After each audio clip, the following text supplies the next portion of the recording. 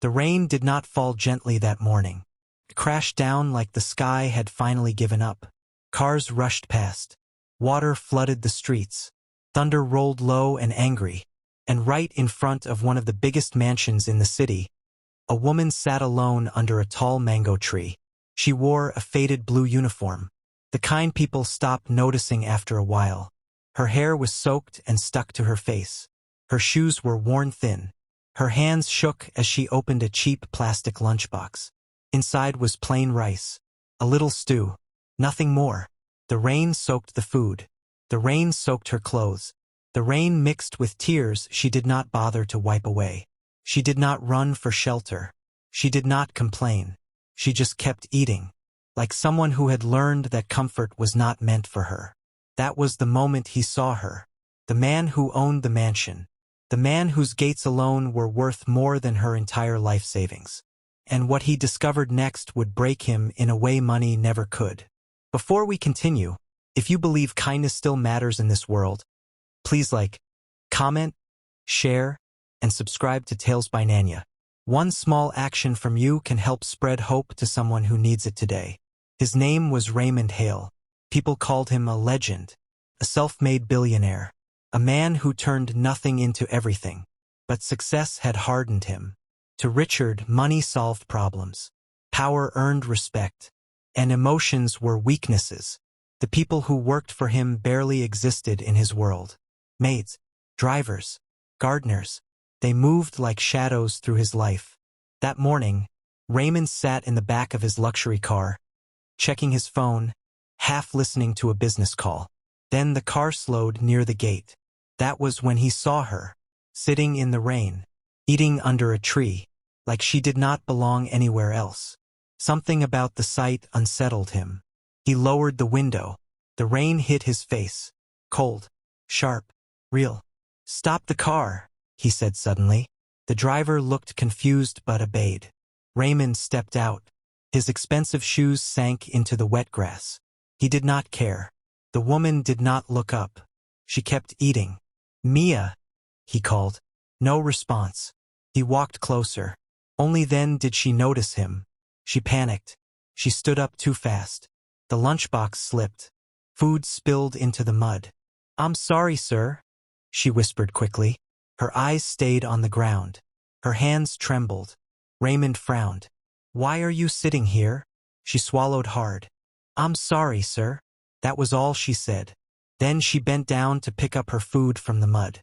Something twisted in his chest. Without another word, Raymond turned and walked away. But the image followed him. Through meetings, through phone calls, through the quiet dinner with his family that night.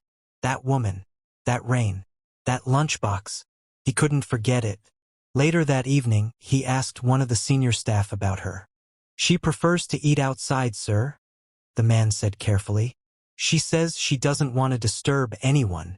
That answer did not sit right. Not at all. The next day, Raymond watched from a distance. At lunchtime, Mia wrapped her food in a plastic bag and walked quietly into the garden. She sat under the same tree. No rain this time, but the ground was still damp. Her meal was small. Rice, beans, nothing fancy. She ate slowly, carefully, as if every grain mattered. Raymond walked toward her. "Mia," he said softly this time. She froze. "Why don't you eat inside?" he asked. "The staff room is empty." She stayed silent. Then she took a breath. "Sir, I used to." She looked up for the first time. Her eyes were tired, but calm. "One day your guests arrived early," she continued. "I was eating in the corner. They said my uniform smelled like detergent. They said I should not be near the dining area." Her voice shook. "I didn't want to shame you again," she said. "So I come here now." That was it. No anger, no blame, just truth. Raymond felt like the ground had shifted beneath him. He could not remember that day, but that made it worse. It happened under his roof, and he never noticed. She smiled then, a small smile, as if trying to make him feel better. That smile hurt the most. From that day on, Raymond began to notice things. Mia arrived before sunrise every morning. Not because she was told to, but because she walked. She lived far away, in a small rented room at the edge of the city. Her husband had died years ago. An accident. She was raising a young son alone. At night, she cleaned offices. During the day, she worked at the mansion. She never complained, never asked for help. And yet, she carried so much. One afternoon, Raymond did something he had never done before. He drove to her neighborhood. The roads were narrow. The houses were old. Paint peeled from the walls. Children played barefoot in the dust. He found her home. Inside, a small boy sat at a wooden table, studying under a weak light. The walls were cracked. The roof leaked. The boy looked up and smiled politely. Behind him were drawings taped to the wall. A hospital, a doctor, and a woman in a blue uniform. Mia's uniform.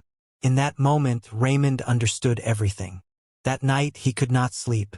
He thought of all the buildings he owned, all the money he had made, and how empty it all felt.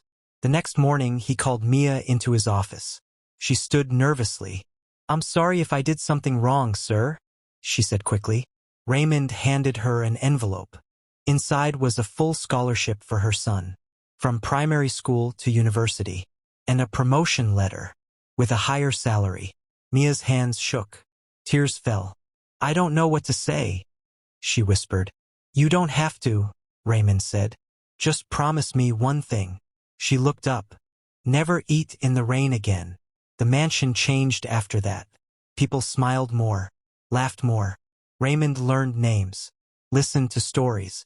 And years later, when Mia's son graduated as a doctor, Raymond sat in the front row, clapping the loudest. When Mia thanked him, he smiled. "You gave me more than I gave you," he said. "You reminded me what wealth truly means. And sometimes that is all it takes. One moment, one act of kindness, one heart waking up under the rain." If this story touched you, please like, comment, share, and subscribe to Tales by Nanya.